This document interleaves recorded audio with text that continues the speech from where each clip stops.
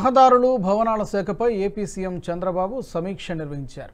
రోడ్ల నిర్మాణం పరిస్థితిపై ఆరా తీశారు. జగన్ ప్రభుత్వంలో కనీసం గుంతలు కూడా పూడ్చలేదని అధికారులు సీఎం దృష్టికి తీసుకొచ్చారు. కాంట్రాక్టర్లకు బిల్లులు కూడా చెల్లించలేదని, గత ప్రభుత్వ తీరుతో ఇప్పుడెవరూ ముందుకు రావడం లేదని వివరించారు. గుంతలు పూడ్చేందుకు తక్షణం 300 కోట్లు అవసరమని అధికారులు చెప్పారు. అత్యవసర పనులకు వెంటనే టెండర్లు పిలిచి పనులు ప్రారంభించాలని సీఎం ఆదేశించారు. గ్రామీణ పట్టణ రోడ్ల పరిస్థితిని మార్చేలా పనులు మొదలు కావాలని సీఎం సూచించారు. దెబ్బతిన్న రోడ్లను బాగు చేసే ప్రక్రియ తక్షణమే ప్రారంభించాలని సీఎం ఆదేశించారు.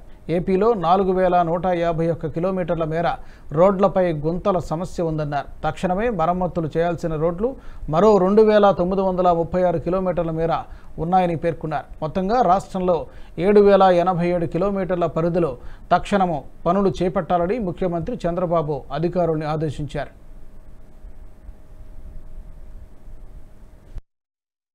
ఈ వీడియో మీకు నచ్చినట్టయితే లైక్ చేయండి, 10 మందికి షేర్ చేయండి. అలాగే కామెంట్ల రూపంలో మీ అభిప్రాయాలను మాతో పంచుకోండి. Nationalist hub group of channels ను సబ్స్క్రైబ్ చేసుకుని తెలుగునాట జాతీయవాద జర్నలిజాన్ని ప్రోత్సహించండి. ఈ వీడియో కింద ఉన్న బెల్ ఐకాన్ పై క్లిక్ చేయడం మర్చిపోవద్దు.